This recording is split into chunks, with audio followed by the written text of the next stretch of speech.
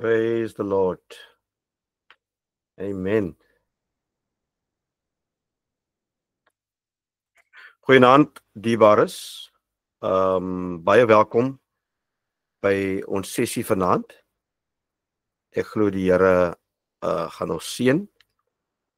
En ons is vanaand hier om dieper in die woord te gaan.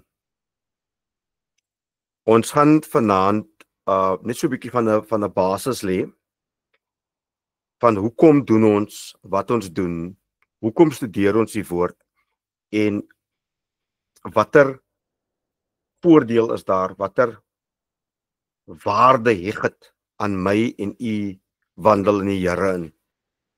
So dit is hoekom ons hierdie sessies begin.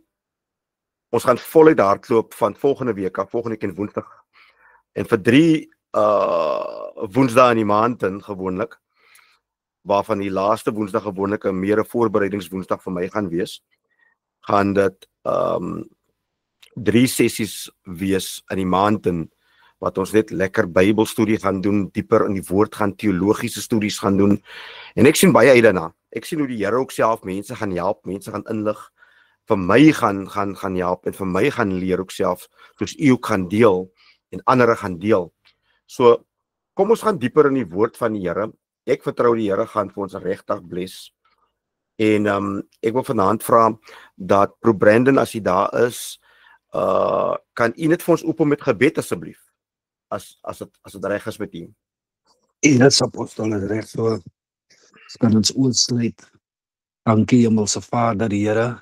Here, dat u ons deurgedra het deur hierdie dag, Here, dat u met ons gewees het, Here. Dankie, Here, dat u met ons is, Here. En dankie, Here, dat ons net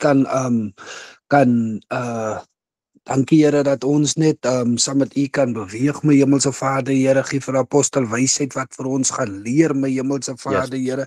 En wees ook met hom, my Hemelse Vader, Here. Here, ek bid vanaand, Here, dat ons sal geanker sal bly in u, dat ons sal gefokus kan bly, my Hemelse Vader, Here.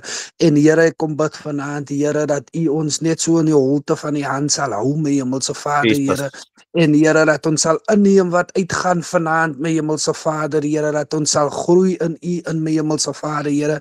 En seën ook vir apostel vanaand, my Hemelse Vader, Here, vir die les wat hy aanbied vanaand, Here, in Jesus mighty name. Amen en amen. Praise the Lord. Baie dankie, Bro Brandon. Dit is so voorreg om julle elkeen op die lig saam met ons te hê. So, vanaand wil ek graag eerstens begin met 5 redes, waardevolle redes, belangrike redes, waarom ons die woord van die Here moet studeer. There's 5 important reasons Christians should study theology. And theology is basically wat ons sê, die studie van God, né? En waarvan die eerste gedeelte theo, God, en logie afgelees van logos, die woord. So dit is belangrik dat ons gaan kyk, wat sê die woord van God? En hoe interpreteer ons dit? Dit is so belangrik om na hierdie aspekte te kyk. En ek wil 'n gedeelte share gou saam met u, dat u net kan sien wat een prominente Bible College uitbeeld vir ons. Ek glo u kan dit sien. En kom ons kyk wat die woord van die Here sê. Goeienaand aan Ludien ook self, Vyver. Baie welkom, né? So, Apostel naam is Diakon John. Ek is op sy account nou, sorry né? Okay, goeienaand Diakon John, baie welkom hoor. Lekker om u hier te hê. Right. So ons sê nou gou, ons kyk gou na, hoekom sê ons dit is belangrik om studie te doen in die woord van die Here. Ons weet een van die moeilikste areas is in ons lewens is verandering. En dit is wat die woord van die Here baie met ons praat ook, verandering. Nou, wat hierdie gedeelte vir ons sê, en ek wil dit gou translate, en ek hoop jy kan dit sien dan. Dit sê basies, hoekom ons dit studeer is, dit verdiep ons kennis van God. Dis die eerste aspek. Die tweede aspek is, jy kan die Christen geloof verdedig. Jy kan verdedig vir waarin jy glo, in wie jy glo. Die derde rede is, hoekom ons studeer, verkry kennis van ander dissiplines in ons lewensin. Vierdens, versterk jou gemeenskapsbande ook self. En vyfdens, leer om jou geloof uit te leef. Reg? Nou, as ek vir u moet vra, hoekom het u gejoin vanaand? Hoekom is dit vir u belangrik om te leer? Wat sal u antwoord wees? As enige iemand vir my dit kan sê dalk.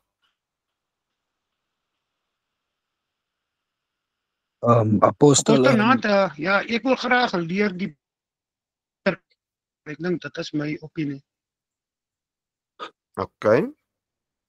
ja, apostel, ek dink ek wil groei in die Here en ek wil leer, apostel, en dat die Here mens meer wysheid gee en laat 'n mens kan dieper gaan in die woord in, apostel. So ja, so kom ek die Bybel. Baie dankie vir daai Diakon John en Broer Brandon. Dit is so belangrik dat 'n mens net verstaan ook hoekom 'n mens doen wat 'n mens doen. Want op die einde van die dag, as jy dan nou sou aangeval word, as jy dan nog uitgedaag sou word, dan weet jy presies waar jy staan rondom 'n spesifieke area en aspek in jou geloofswandel met die Here. So, kom ons gaan 'n bietjie dieper aan. En ek wil vir u 'n gedagte gee gou-gou. Wanneer u die Bybel lees, kan ek vir u vra, watter vrae vra u self afgewoonlik as u die Bybel sou lees? Het jy al ooit so gedink al, watter vrae kan ek myself afvra? Dis is sommer net so 'n vraag uit die bloute wat ek na u toe na myself toe gooi. Verstaan jy? Yes. Sommige tye, apostel, verstaan 'n mensie miskien 'n woord of 'n skrifgie. Ja. Dan vra jy altyd jou self af, wat sê die skrif nou eintlik vir my? So ja, apostel, dan moet 'n mens maar nog net 'n bietjie dieper delf om die skrif te kan verstaan, apostel. Maar hy moment vra jy vir jouself, wat sê die skrif vir my? Apostel, so ja. Okay. Ja, apostel, ek wil graag dieper gaan in die Bybel. Dis kom ek die Bybel lees, dat ek 'n positiewe boodskap aan die mense daar buite kan uitlewe, apostel. Lovely. So, eintlik, soos ons nou vanaand gaan begin 'n platform lê, dis eintlik waaroor dit gaan vanaand. Ons moet die speelveld 'n bietjie gelyk maak. Hoekom doen ons wat ons doen? Met Bybelstudie, met woordskool, met teologiese studies. Teologiese studies klink so hoog en dit kan ook so diep wees, maar tog kan dit ook baie prakties wees vir elkeen van ons. En dis belangrik dat ons dit verstaan en ons gaan nou 'n bietjie kyk na wat sê die woord, maar daar's 'n paar vrae wat ons baie kere moet afvra wanneer ons met 'n skrifgedeelte te doen kry of wanneer ons dit lees self. En baie kere lees ons dit en ons sê net miskien vir onsself, maar wat sê die Here vir my? Maar daar's ander aspekte ook, daar's so baie meer wat jy kan kry uit dit uit. Verstaan? En hoe die Here met ons kan werk rondom daai spesifieke konteks van hy skrif. Nou baie kere sê jy hoor as sommige predikers preek en dan sê hulle die konteks van die woord sê dit. En dan wonder mense waarvan praat die persoon nou? So eintlik praat die persoon van 'n hele die algehele prentjie of die geskiedenis van daardie tyd of die atmosfeer of die kultuur of die taal of die gebruik, die tradisies wat hulle gedoen het in daai tyd en so daai is die konteks tipe in die manier hoe hulle gepraat het. En dit gee vir mense 'n baie beter beeld dan van hoe 'n mens daai skrif kan verstaan en hoe jy dit in jou eie lewe kan toepas ook self soos wat die Here vir ons leer. So ek het 'n gedagte hierso wat ek gou vir u wil gee wat vir my nogals baie opvallend was wat ek gekry het wat sê 6 important questions that you need to ask yourself. Right? Wanneer jy dit gaan deurkyk en ek wil dit gou op die skerm gooi en ek hoop jy gaan nou reg sê want ek is op 'n dual screen daarso. Hy het mooi gesê, Right, fantasties. En julle kan hom sien nou op die oomblik. So hy is nou op een van my ander skerms op hierdie kant. En die eerste vraag wanneer jy nou hy skrif lees, hulle sê eintlik important questions to ask when you study the Bible. Baie belangrik. En die eerste vraag is wie? Who is speaking?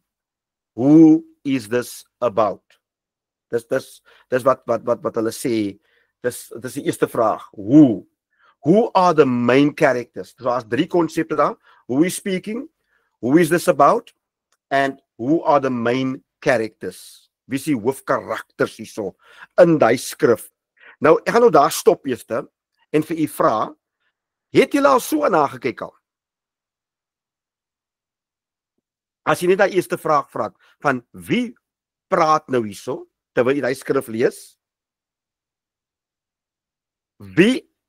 Oor wie gaan dit?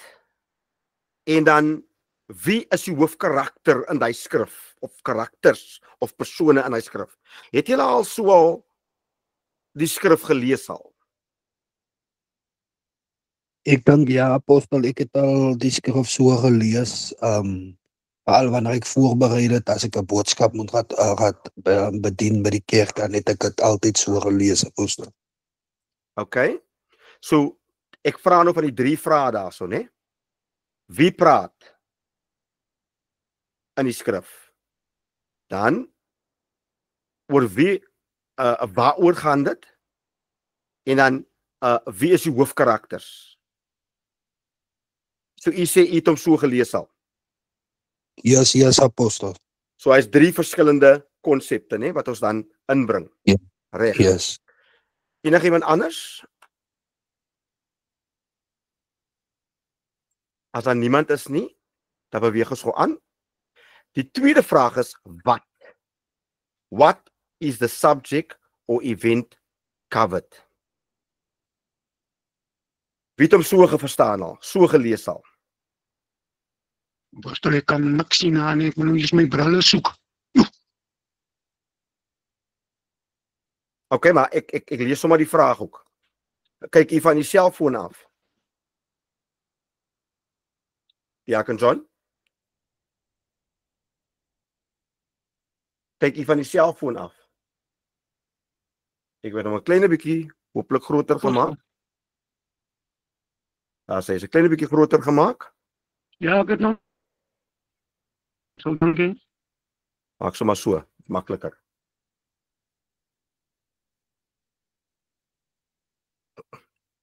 Beter? Ja, apostel. Ek maak hom 'n bietjie nader. Right, so die tweede vraag is, what is the subject or event covered? Ek dink daai is enetjie by kere wat bietjie makliker is, né? Waaroor gaan dit wat ek nou lees? Of wat dink u, Tibarus?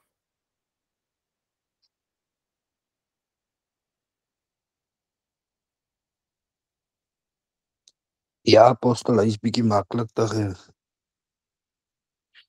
Ek wil vir julle 'n voorbeeld gee ook. By kere in die Nuwe Testament is dit makliker. Maar by kere as jy na die Ou Testament toe gaan om sekere van die konsepte te verstaan, en moontlik Hebreërs, dan skep dit 'n bietjie van 'n uitdaging.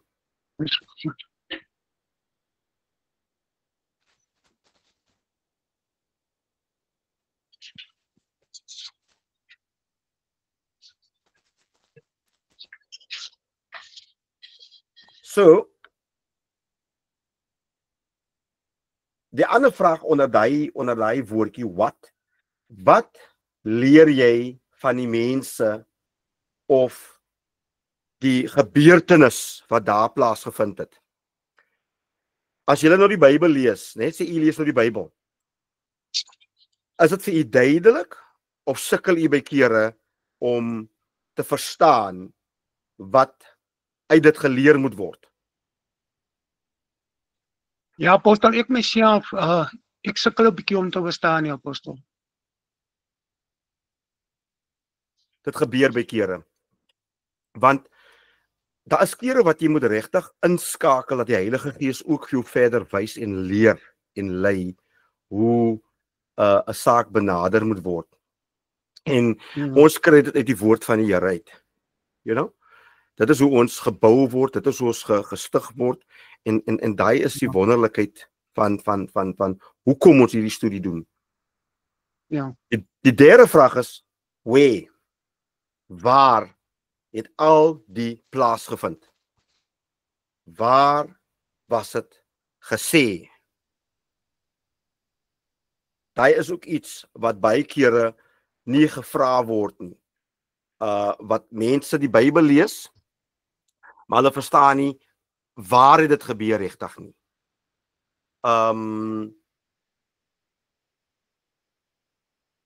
En nou het hulle nie 'n geheel beeld van dat dit in Bethlehem plaasgevind miskien nie.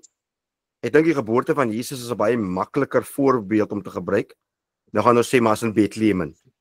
Daar is een wat ons gou kan onthou, want ons is baie geprogrammeer, geleer.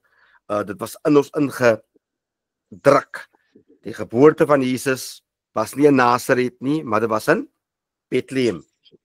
En so onthou ons dit. Dit is waar het gebeur het. Maar daar is ander gevalle wat ons mee sukkel, wat ons nie weet dat 'n gebeurtenis wat ons nou net gelees het van, het nou plaasgevind by sê in Samaria nie,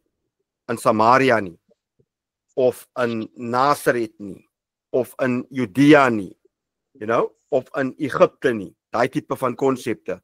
En dit gee net vir jou 'n historiese beeld ook van hoe dit lyk. Baie mense het die gedagte van hulle besef nie, hulle sien die Bybel as 'n sprokiesverhaal en hulle sien nie die Bybel as ook feite van die geskiedenis wat daarin opgeskrywe staan nie.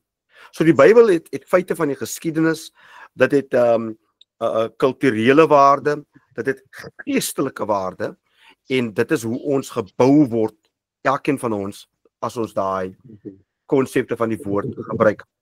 Is daar enige vrae voor ons verder gaan by die ander 3 toe? Enige vrae? Broer Brandon, Diakon John, enigiemand anders? Niemand nie. Okay, ons beweeg aan.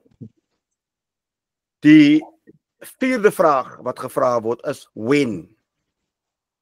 As die Afrikaanse reg is wanneer, né? Ek gesien, daar was where was it said, en nou kom hier is when. So, did or will something happen? When will something happen to someone in particular? So, hierdie is ook 'n baie interessante vraag wat jy jouself afvra wanneer jy skrif lees. Wanneer? When? En die vraag daarna is why weer? En die vraag daarna is hoe? So, as jy al 6 vrae in konteks neem, dan kry jy 'n baie beter beeld van wat eintlik aangaan, as jy tog in daardie spesifieke gedeelte wat jy nou lees van die Bybel. Okay, so ek wil daar stop gou en vra as daar enige iemand wat nog iets vir ons wil noem rondom dit. Broer Brandon? Is dit Getreida?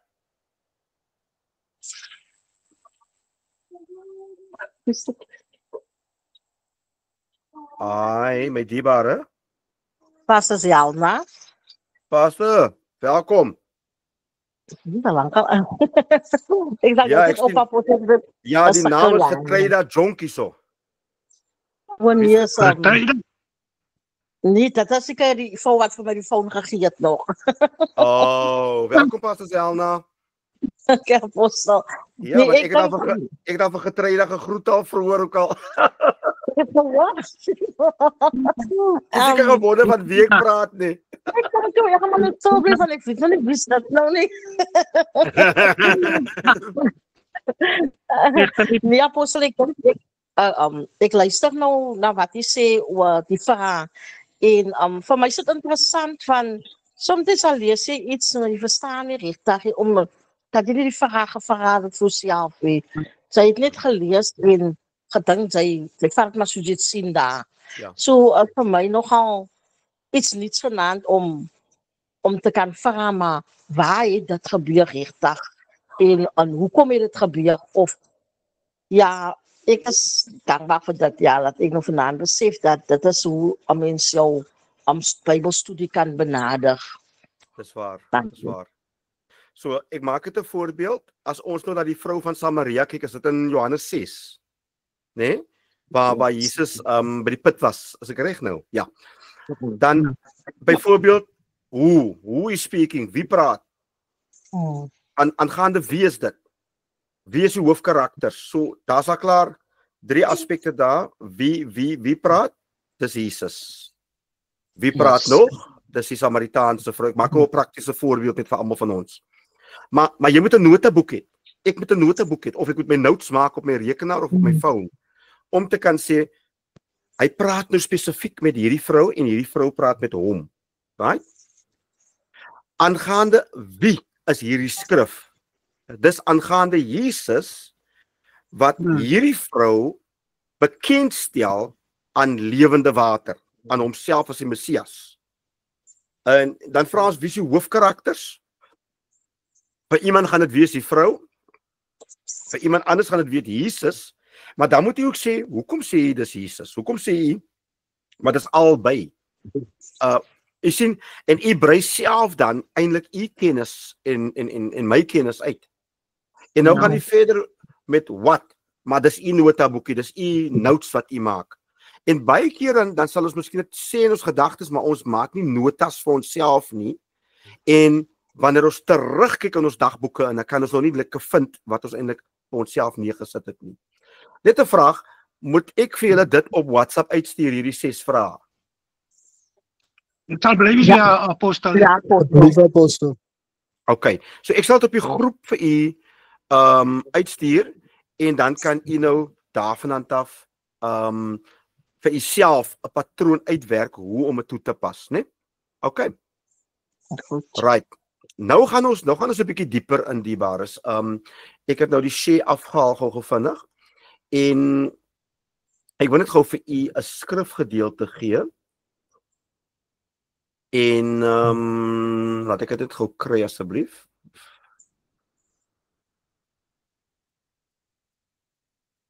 En ek het so baie notas hierso en ek wil nou reg begin met julle. Right. Nou, ons het gesê ons lê net 'n fondasie eers vanaand. Hoekom moet ons? Hoekom is dit belangrik vir my? Hoekom is dit belangrik vir u? Reg? So as u die Bybel sê, kom ons bly gaan na 2 Timoteus toe. Hoofstuk 2 vers 15. Dan kan ek vra dat iemand vir ons hy skrif lees in Afrikaans asseblief. Ek sal hom in Engels lees, u lees hom in Afrikaans, né? Asseblief.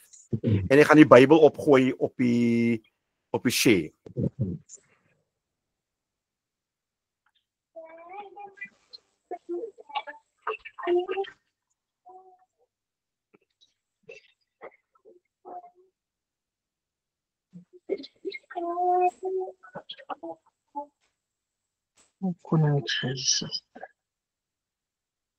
Het julle hom? Iemand normaal?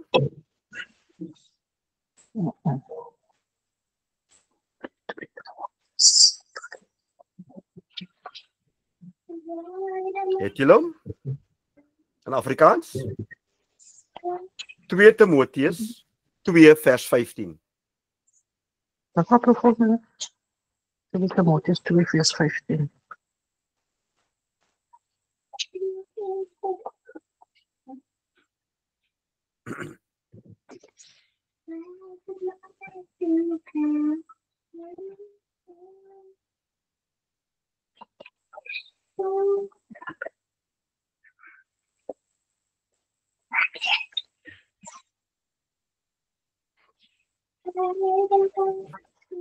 Is daar iemand wat hy skrif het?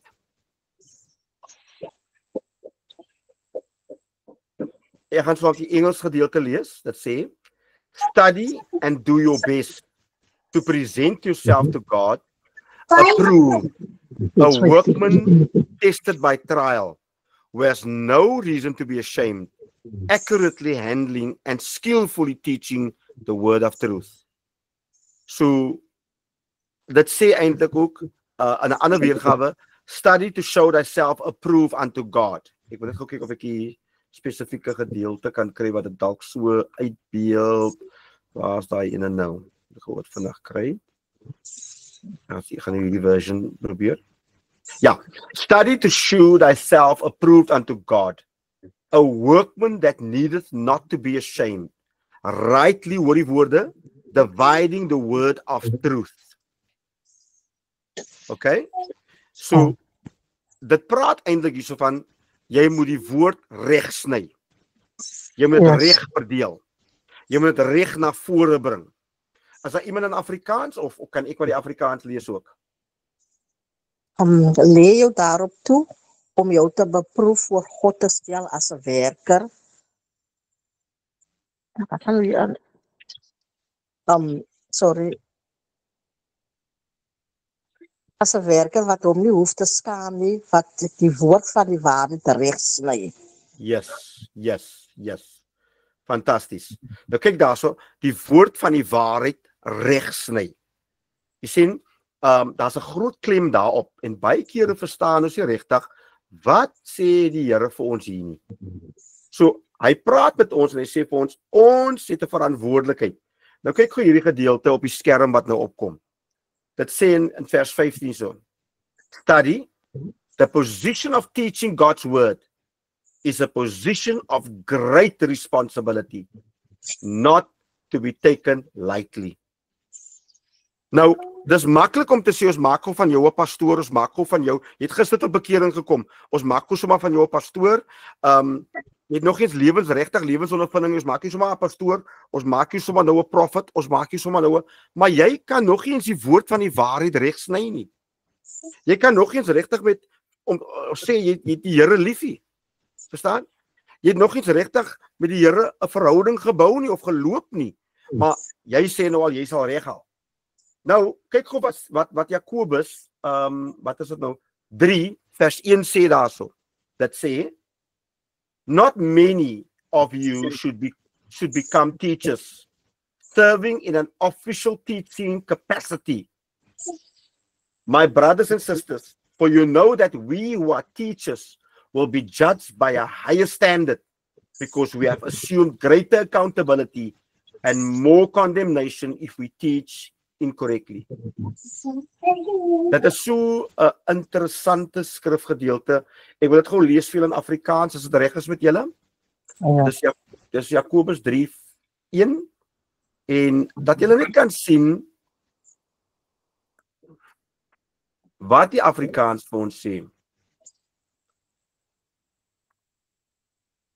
Dit sê, moenie baie leermeesters wees nie, my broeders, natuurlik susters ook, omdat julle weet dat ons 'n groter oordeel sal ondergaan.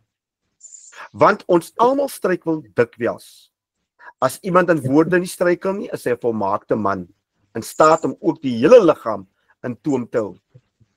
So, dit is so belangrik om te verstaan, wanneer ons teaching gee, wanneer ons leer ook, dan moet ons dit op onsself eers toepas. Baie belangrik, né? Die woord van die waarheid reg sny in ons eie lewens in. Reg. Kom ons gaan nog na Joshua hoofstuk 1 vers 8 in die Bybel in. As iemand vir ons daarna toe kan gaan asseblief. Joshua hoofstuk 1 vers 8.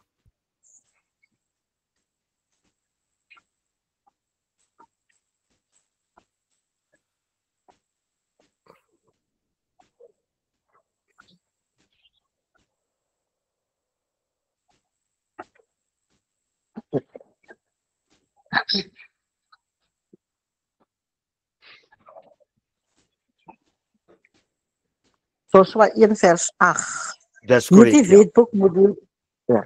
wetboek moet die rigsnoer wees vir alles wat jy sê. Oordink dit dag en nag en sorg dat jy alles uitvoer wat daarin geskryf staan. Dan sal jy slaag in wat jy moet doen. Jy sal voorspoedig wees. So wat sê hy vir ons daar, Pastor Zelna? Wat sê die Here vir Joshua daarso? Hy sê dat hierdie wetboek moet die rigsnoer wees. Die Bybel moet die rigsnoer vir ons wees en ons moet dit elke dag en nag moet ons dit oordink en sorg dat ons alles wat daarin geskrywe is, dat ons alles daar uitvoer en dan sal ons geslaag en voorspoedig in alles wees. Yes. Kyk hoe wat hierdie vertaling sê. Dit sê, this book of the law shall not depart from your mouth, but you shall read and meditate on it day and night, so that you may be careful to do everything in accordance with all that is written in it. For then you will make your way prosperous. Then you will be successful. Dis wat die Here sê in sy woord. En onmiddellik dink ek aan Psalm hoofstuk 1, wat ook basies dit praat. Okay? So, enigiets anders van die ander dierbares wat op die lyn is, wat sê u omtrent hierdie skrif?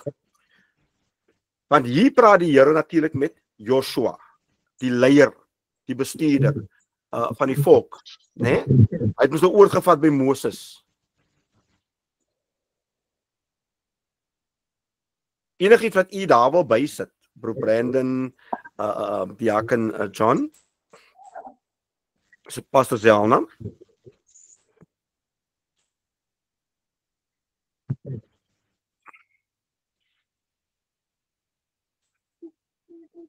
So ons lê nou die fondasie nou, onthou net dit.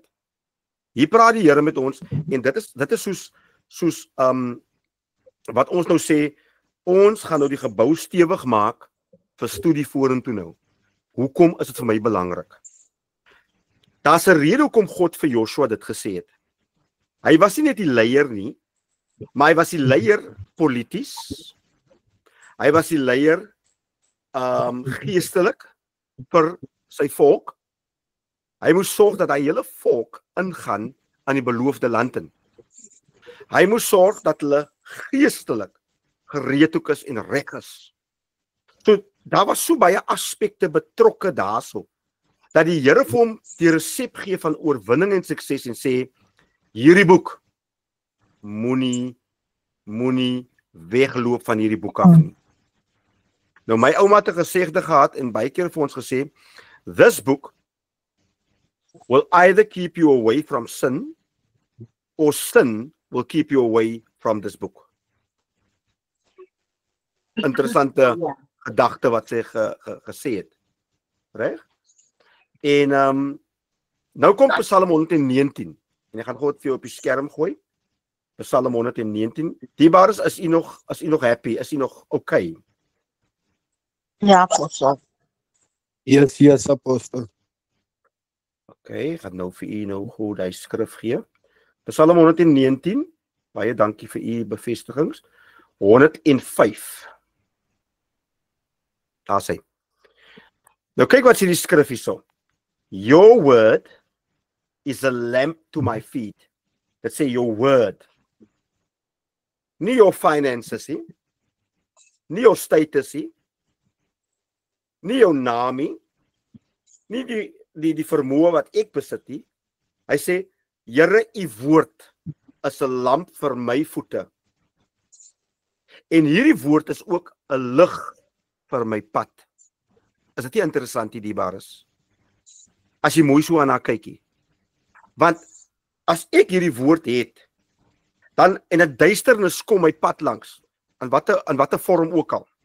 Of dit nou bitterheid is, of dit nou haat is, of dit nou onvergifnis is, of dit nou die vyand wat my demonies wil aanval.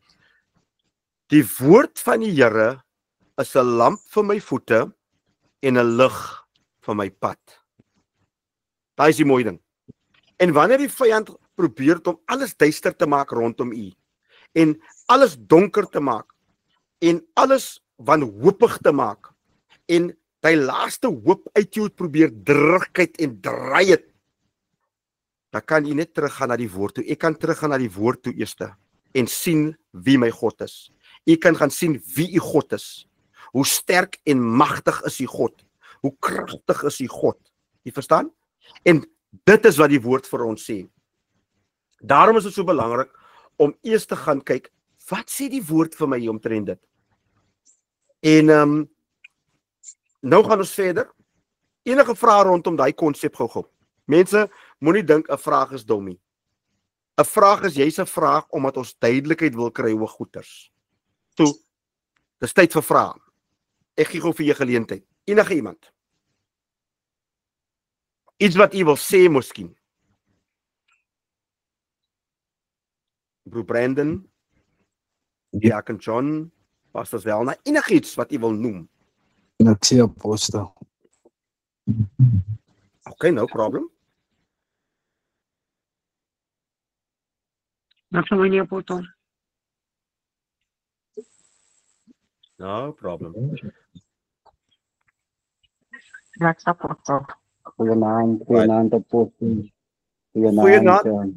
Dierbare. Goeienaand Pastor Marius, baie welkom ook. Goeienaand pastor. Baie dankie. Goeienaand die manne van die Here. Ja, apostel, ek het nou hier sit en luister nou vir 'n oomblik. Maar dit is so waar, die woord van die Here, hy bring vir jou lewe. Hy verander omstandighede. Hy lig die hart op. Wanneer die hart swak is, wanneer die gees swak is, dan versterk hy jou en hy gee jou nuwe hoop. Hy gee vir jou 'n nuwe siening wanneer jou dag moontlik nie lekker is nie, of wanneer mense nie lekker is nie, dan kan die woord van die Here jou versterk. En die woord van die Here as ware vir my, en ek moet baie kere lag wanneer ek af is. Hy verblyf my. Maar die woord van die Here is die blydskap van die Here is my beskutting, en baie kere dan is dit taaf en is nie lekker nie. Dan kan ek net terugkyk en terugdink en die woord van die Here gaan lees, en dan raak ek weer opgewonde, raak weer bly, en ek raak weer sterk aan die woord van die Here, apostel. Presies. Ek stem saam met u. Definitief. En ek dink baie van ons het al hierdie skrif so gekykie. Ons lees hom, maar ons erken nie wat hierdie skrif regtig doen nie. You know? En vir ons eintlik sê nie. Hy sê wanneer jy in die donkerste put sit van wat ook al, is sy woord 'n lamp vir my voete en vir u voete en 'n lig vir ons pad. Ja. Hy is die mooie ding van dit. Ja. En jy kry mos baie van die negatiewe mense rondom 'n mens dierbaar is, wat heeltyd het wanneer hulle nou 'n ding sien, hulle gooi dit net op jou. En dit is daai tyd wanneer ons hy skrif moet vat en sê, Here, maar u sê mos u woord is 'n lamp vir ons voete en 'n lig vir my pad, vir my gesin se pad, vir my kind se pad. You know, ek dink so aan werkloosheid, ek dink so aan konsepte van mishandeling, en konsepte van ander goed wat ons die Here voorsoek. Ek dink aan die getuienisse wat ons so hoor by mense, hoe die Here vir hulle deurgekom het. Daar was geen hoopie en God het net sy lig laat skyn in hulle situasie in. Oh, what a miracle. Dit is net die Here wat dit doen. You know? Ja. Dit maak mense opgewonde, apostel. Dit is, ek stem heeltemal saam met dit. You know? Nou, die waar is, nou gaan die ander, ons lê mos op die fondasie vanaand mos nou. Nou, kom ons gaan gou na nog 'n paar van die ander skrifte toe. Ek wil 'n skrif hier lê, en dit is iets wat my baie pla by kere. Dat ons net kan 'n bietjie perspektief kry ook, want daar's mense wat ons nou sê, nee, maar die belofte was nie vir jou gegee nie. Dit was nie vir my gegee nie, as 'n Nuwe Testamentiese Christen nie, you know? En dan wonder ek, hoe lees jy dan nou die Bybel? Okay, ek verstaan dit was vir, in daai geval in Joshua 1 vers 8, was dit vir Joshua die leier van die volk gegee. Politiese leier, geestelike leier, you know, hy moes sorg dat die goed en reg wees, maar hierdie belofte is van toepassing op my ook, sowel as u. Nou, waar kry ons daai regverdiging? Waar kry ons dit regtig? Kom ons kyk wat die woord van die Here sê. Goeienaand broer Crispin, baie welkom. En die ander dierbare is ook ingeskakel. Ek het skoon vergiet apostel van my nuus byskies tog. Nee, dis fyn. Naam broer was Okay, so Romeine 15 vers 4. Kan iemand daarna toe vir ons gaan? Ek gooi die skrif gewoonlik in Engels in, en dan iemand anders doen dit in Afrikaans. Romeine 15 vers 4. U kan hom net lees. En ek wil graag hê u moet nog gou kyk waar mense vir u gesê het, nee, maar daai skrif, ons verstaan die konteks praat van Joshua daar. Ons verstaan die konteks praat miskien van die Korintiërs of die Efesiërs kerk, maar beloftes van God af is sy beloftes aan daai volk sowel as ons wat onder sy vaandel is. Verstaan u? So Romeine 15 vers 4, is daar iemand wat dit kan lees vir ons asseblief?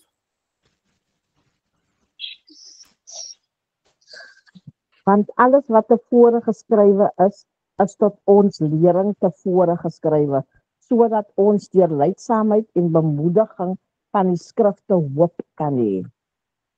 Lovely, lovely. Hoor goed daarso, nee, wat het u nog gelees daarso? En ek gee hom in Engels in. For whatever was written in earlier times was written for our instruction. Dit word vir ons ook gegee. Vir ons opleiding. So daai belofte aan Joshua en ek wil nie te veel daarin lees nie, maar daar is so baie om uit te kry in elk geval. Maar God sê, hier is my wetboek, hier is my woord. As jy dit mediteer, as jy daarby bly, dan gaan dit vir jou help. Dit gaan jou voorspoedig maak. Dit gaan jou bou, dit gaan jou suksesvol maak. Verstaan? En dit is van die goed wat ons mis by kere. En hier kom Romeine 15 vers 4, waar apostel Paulus praat met die Romeinse gemeente, of die gemeente in Rome, en hy sê, for whatever was written in earlier times was written for our instruction, so that through endurance and the encouragement of the scriptures, we might have hope and overflow with confidence in his promises. Hoor die woorde. Hoor die woorde. Pastor Janne, kan u gou weer die laaste gedeelte lees van die beloftes? Of hy skrif het weer vir ons lees asseblief?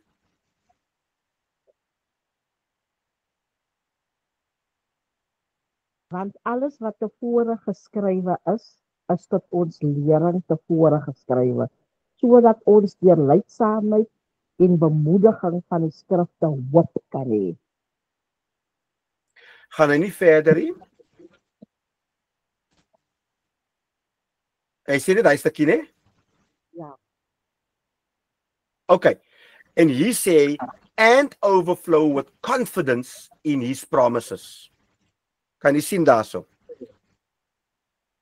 Nou, kyk hoe mooi wat hy vir u en vir my sê, en dit is wat ons moet verstaan as Bybelstudente. Hy sê vir ons, so that through endurance, kyk hoe mooi hy woord daarso, endurance, and the encouragement of the scriptures, we might have hope. So hy sê eintlik, ons is die mense wat hopeloos is nie, en in hopeloosheid wandel nie. Ons wandel in hoop in. En daar kan 'n overflow kom van die vasberadenheid wat ons het in die Here en sy beloftes. Dis waaroor dit gaan op die einde van die dag. So hier kom dit wat hy sê, hey, daai wat neergesit was in die scripture in die skrif in, is vir my lering, is vir u lering, is vir ons lering, en daar's beloftes gekoppel daar ook self. Want ons sal deur stryd te gaan, want daar praat hy van endurance, so that through endurance, die volharding, die deurdruk, die geboorte skenk, die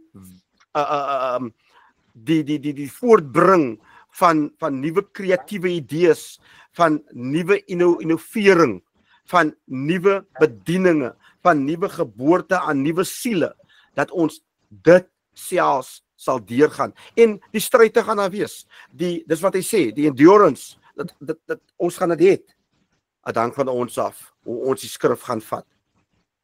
Enige vrae, enige konsepte wat u daar wil noem, dierbaar is, u so welkom asseblief, sê tog net. Right. Nou, Psalm 119 vers 15 tot 16. Ek gaan gou weer na dit gou weer. Psalm 119.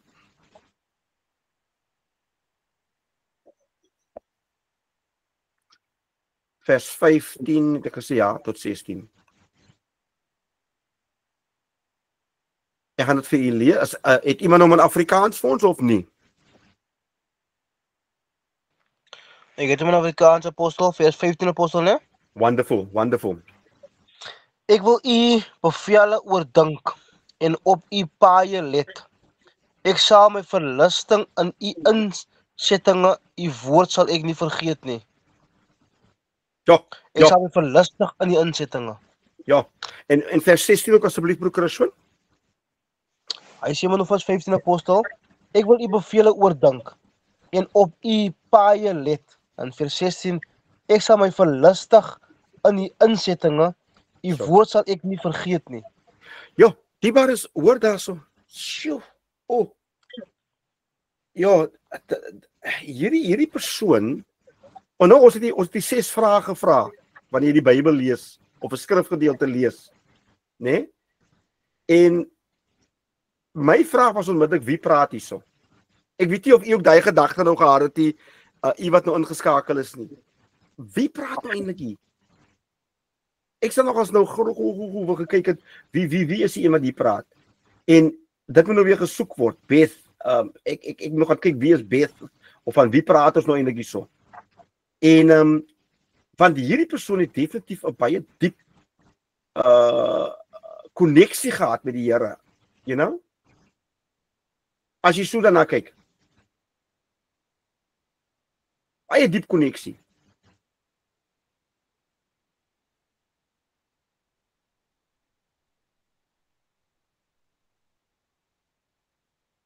Ons beweeg aan. 2 Timoteus 3:14 tot 15. Iemand kan hom in Afrikaans lees asseblief? Ek gaan hom definitief in Engels lees vir u.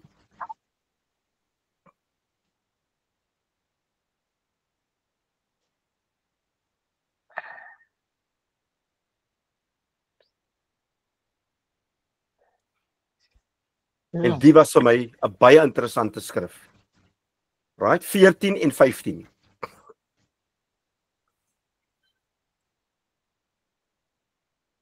Enige iemand?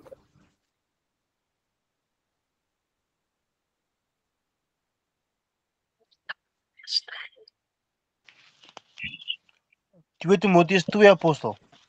2 Timoteus 3 vers 14 en 15. 3 vers 14 en 15.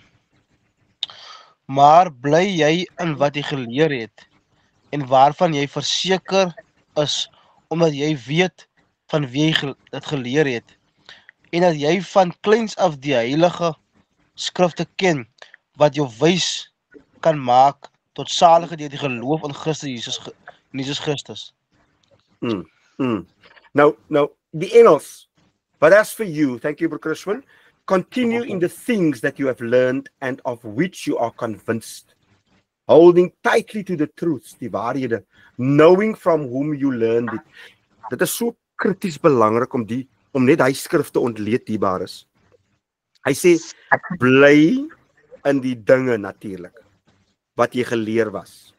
Nou die vraag is, wat was jy geleer? Was dit leuns? Was dit korrupsie? Of was dit waarheid? En as dit waarheid is, dan gaan dit jou vorentoe stit. Dit gaan jou bou. Dit gaan jou vashou. En hy kritiese moeilike tye wanneer dit lyk of die hele wêreld in een wil stort, dan is dit daardie waarheid wat jou vashou. Wat vir my interessant was, as jy vers 12 moet lees, in hy selfde hoofstuk, dan sê hulle, indeed, all who delight in pursuing righteousness and are determined to live godly lives in Christ Jesus will be hunted and persecuted because of their faith. Die Afrikaans sê het weer natuurlik mos nou anders.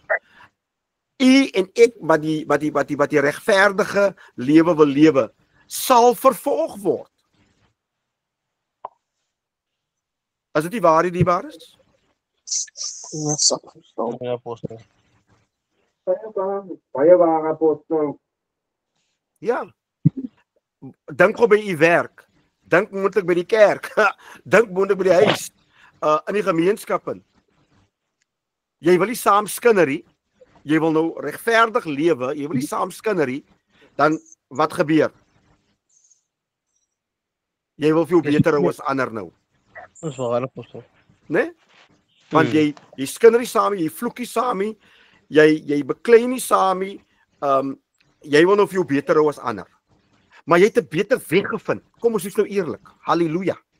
Jy het Jesus Christus die weg, die waarheid en die lewe gevind en hy maak meer sin vir my.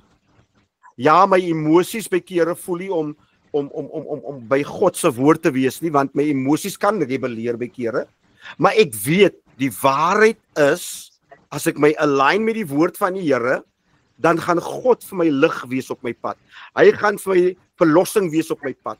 Hy gaan my weg, my waarheid en my lewe wees op my pad. Dis wat die skrif my leer. En toe ek dit toepas, toe sien ek maar die Here dra my deur die storm van die lewe. Okay?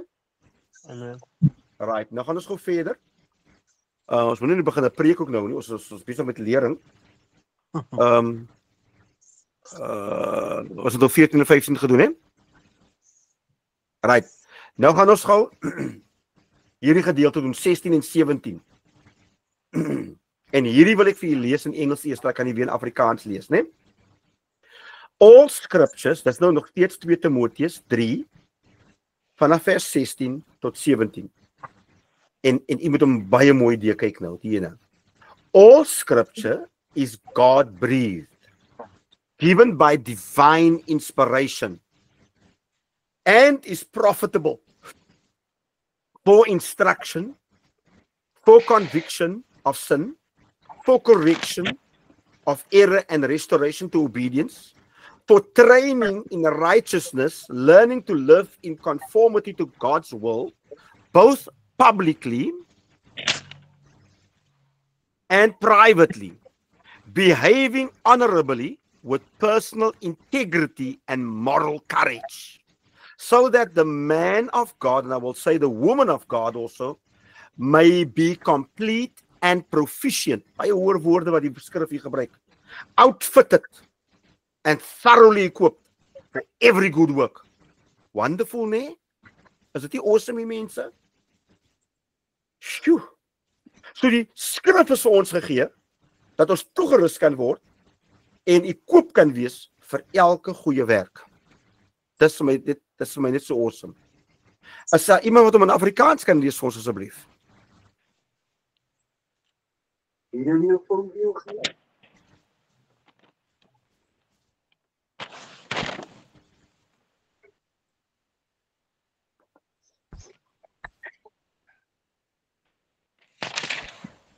Afrikaans is nie so deeglik, apostel. Jy het nou 'n paar mooi groot woorde gebruik. Die Afrikaans is maar kort en kragtig, apostel. Hy sê die hele skrif is deur God ingegee en is nuttig tot lering, tot weerlegging. En sê hy tot regwysing, tot onderwysing in die geregtigheid, sodat die mens van God volkome kan wees vir elke goeie werk, volkome toegerus. Hoor daar. So die mens van God volkome toegerus kan wees vir elke goeie werk. So God wil ons toerus vir elke goeie werk. En elke dag is daar 'n nuwe goeie werk of 'n paar nuwe goeie werke. Daar's 'n skrif wat selfs ook sê vir ons moet nie ophou om goed te doen nie. Het julle al daai skrif gelees al, dierbares? Ja, apostel. Wat het julle gedink van daai skrif al? Wie het al daai skrif al gelees al of gehoor al?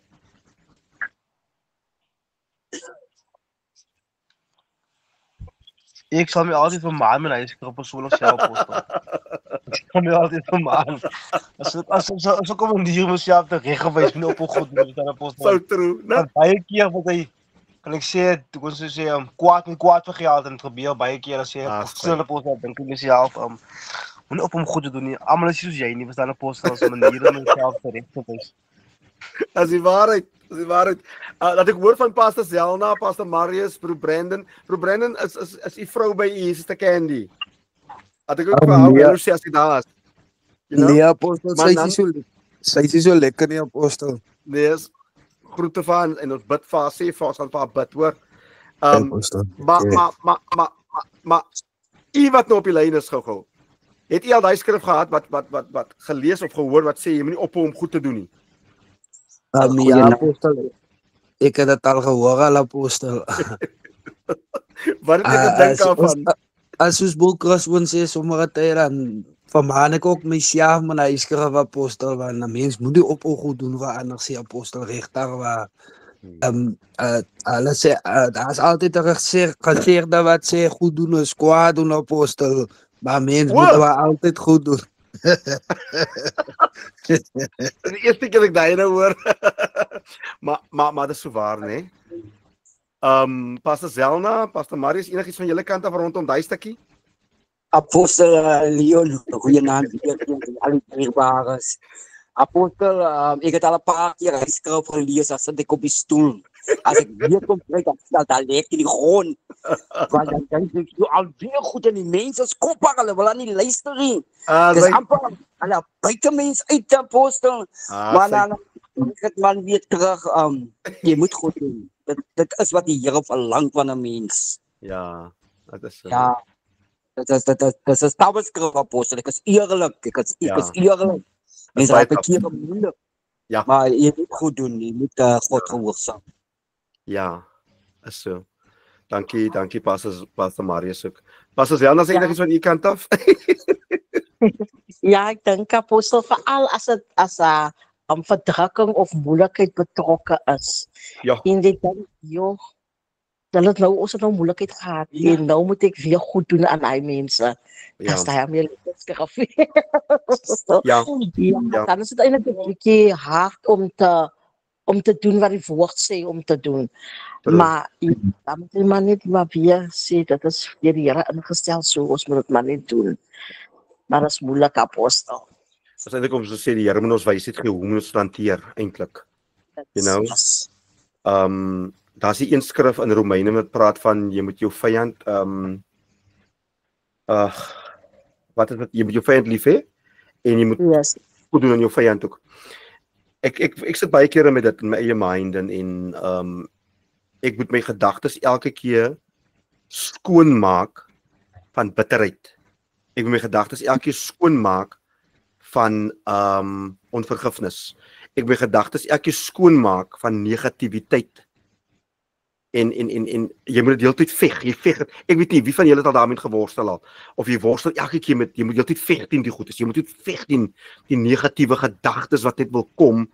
You know what I mean now? So ja, dit is 'n realiteit. En hoe jy skoon hou is met die woord van die Here om dit te gebruik te mediteer op die woord en die woord te gebruik om daai verkeerde denke aan te val. En kom ons wees nou eerlik, by kere is van daai verkeerde denke in jou huis in. Van jou huismense sommer. Van jou vrou, van jou man, van jou kind, van jou ma, van jou pa, van jou ouma, van jou oupa, dis sommer in die familie in. En ander keer is dit weer buite kan in die straat en weer vir die buurvrou, buurman, wie ook al daar is.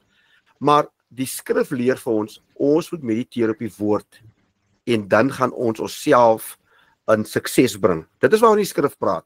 Hy gaan ons help. Diebaar is nog een skrif wat ek met u behandel. As daar enigiemand wat nog iets wil sê rondom daai gedagte voordat ek die laaste skrif met ons deel. Vir die aand. Hierdie sessie is nou 'n uur lank gewees. Ons het net so knap oor 'n uur. Maar ons het baie gekry al. Ek weet nie of jy saamstem nie.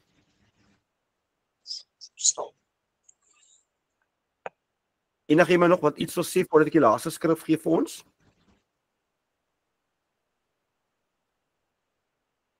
Right. Ek gee vir u 'n skrif en die skrif moet u gaan lees, regtig waar.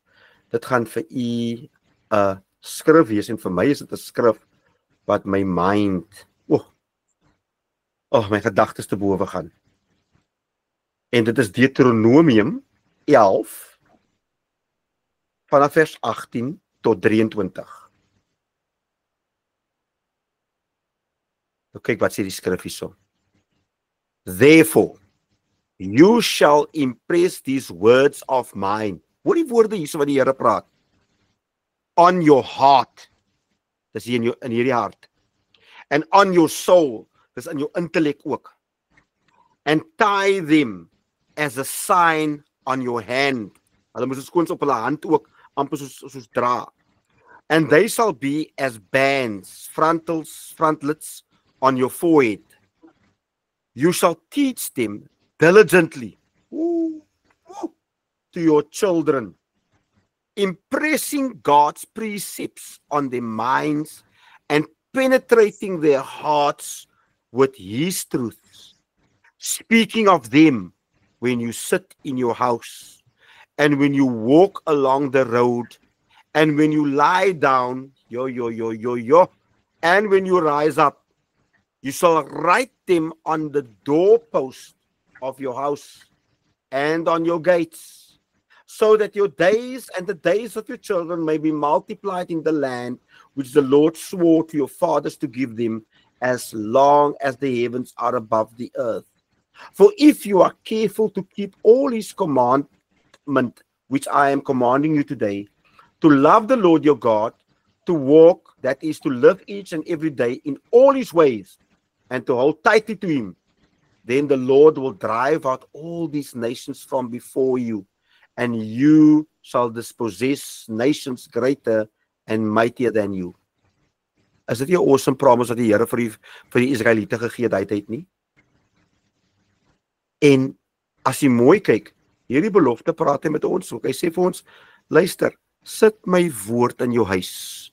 Sit my woord op jou deur. Sit my jou woord op jou voorkop, right? En sit jou woord in jou siel, in jou hart, in jou intellek. Sit dit in jou lewe in en leef dit uit. Ek gaan daar stop vanaand. Kommentaar. Enigiets wat jy wil sê rondom die skrif dierbares. Kom ons praat gou. Ek gee vir u die geleentheid. Nou gaan ek vir elkeen 'n geleentheid gee. Kom ons begin sommer met broer Brandon. Is daar enigiets wat u wil sê rondom hierdie skrif wat vir u tref?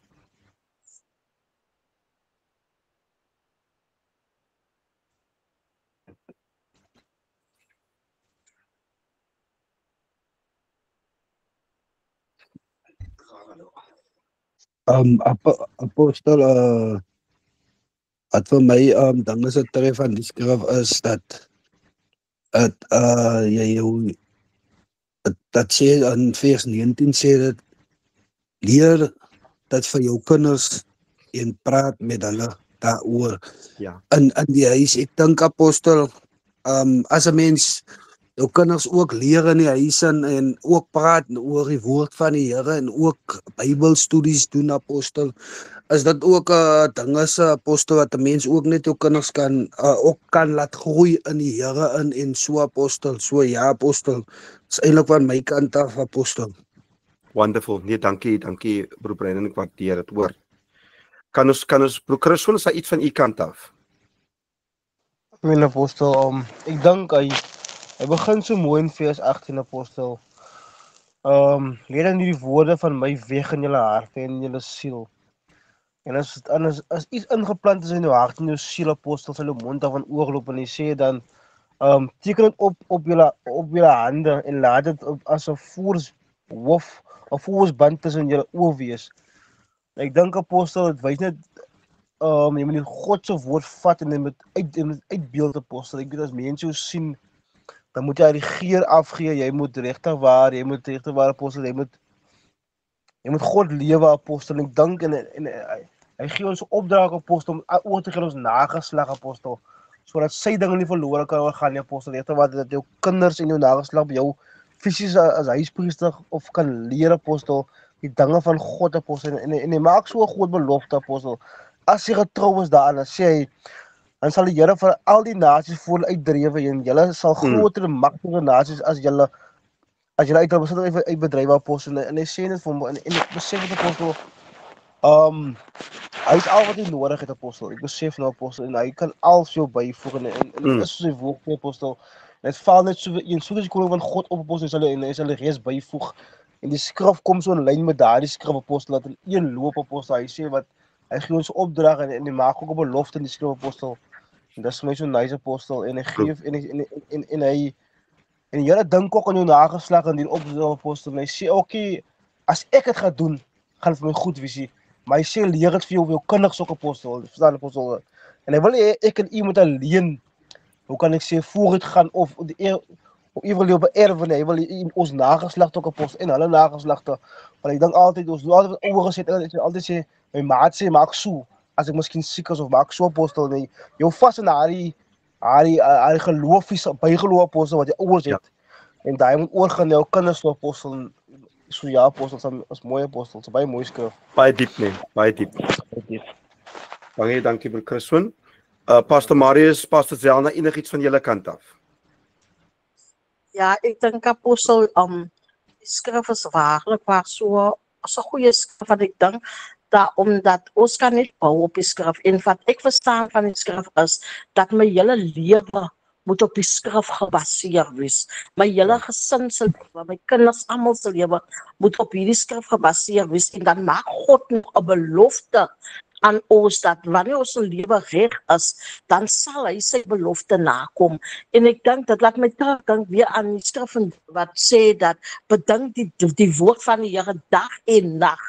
En julle sal voorspoedig wees. So ja, apostel, God maak nie net 'n leë belofte nie. Hy doen wat hy sê as ons doen wat hy ons beveel om te doen. Amen. Yes. Lori, baie dankie, baie dankie.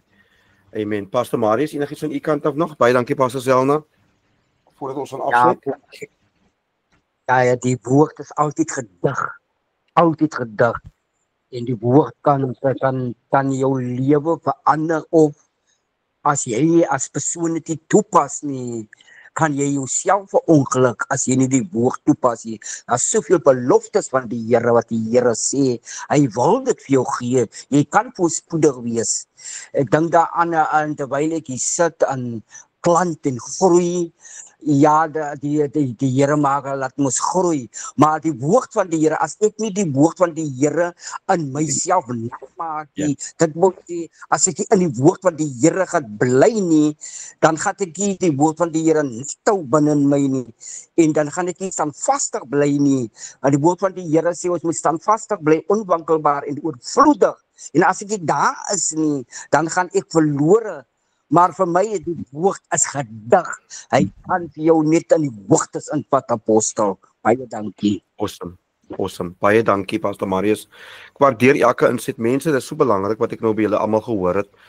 Van elkeen van u en as ek nou so kyk na hierdie saak ook nee, weet julle, daar's een gedagte wat my opkom en ek wil graag hierdie gedagte met julle deel om af te sluit en dan gaan ek vir enige iemand kan vir ons afsluit met gebed, want ek het so baie ontvang ook vanaand net met hierdie skrif en selfs met julle ook self en ek waardeer die feit dat ons kon deel, dat julle kon insaal lewer en kon praat ook, want ek leer ook geweldig baie.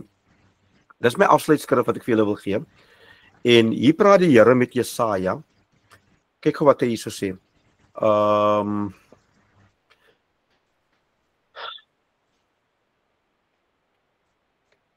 Hy sê in sy woord in o Jerusalem, ek het wagte op jou mure uitgesit, wat gedurig deur die hele dag en die hele nag nie sal swyg nie. O julle wat die Here herinner aan sy beloftes, moenie rus nie. En laat hom nie met rus nie, totdat hy Jerusalem bevestig en maak tot 'n lof op aarde. So hier kom die skrif ook baie sterk na ons toe en sê, kom ons herinner die Here aan sy beloftes. En self kom ons bid vir Jerusalem ook self, dat die Here dit maak en bevestig tot 'n lof op aarde. Amen. Ek hoop hierdie sessie geniet mense. En tot 'n volgende keer. Is daar iemand wat vir ons kan afsluit met gebed asseblief? En vir die Here net dankie sê vir die geleentheid. Yes, amen. Amen. Vader, ons sê vir baie, baie dankie, Here. Dankie dat ons eens in u teenwoordigheid kon gewees het, Here. Here, ons het so baie geleer, Here.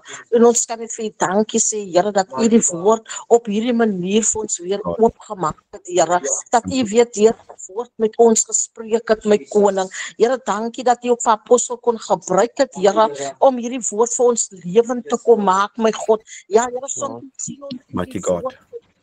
Ons besef en ons sal weet wat die woord reg vir ons sê en beteken nie. En vanaand kan ek net al die eer gee, my koning. Baie, baie dankie, Here, vir elke man en vrou se lewe. Dankie dat ons, Here, as 'n volk kan bou op u woord, my koning. Halleluja. staan, Here. Ons eer U vanaand, Here, gaan Glory to verder. God. Elkeen van ons, Here, dat ons hierdie woord gaan teruggaan en gaan bepuins, my koning, dat ons en nag sal oordink, my God, Here, Dankie, en dat Here. ons van 'n lewe, Here, sodat ons die vrug daarvan kan pluk, my koning. Vader, baie baie dankie, Here. Ek is gestig, Here. Ek voel opgewek, Here. Ek voel net, Here, dat iets vanaand Here. tot my gespreek, koning. En ek sê vir U baie dankie. Here, ons prys U.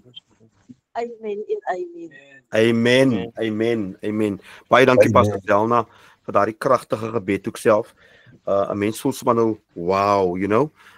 Die Here se teenwoordigheid en jy's opgelig deur die woord van die Here ook self. Dierbares, mag u verder 'n geseënde week hê van oorwinning en deurbraak vir uself. Dit is 'n besige week en tydperk vir baie van ons. En mag u veilig wees, né? Dankie apostel. Okay dan. Steunwense en baie dankie dat jy ingeskakel het. Tot wedersiens. Soos die Here ons uitspaar volgende week en Woensdag aand 7:00. Bye bye. Okay, nou, almal. Bye. Bye die balles. Bye bye. Pastor Zelna, Pastor Marius.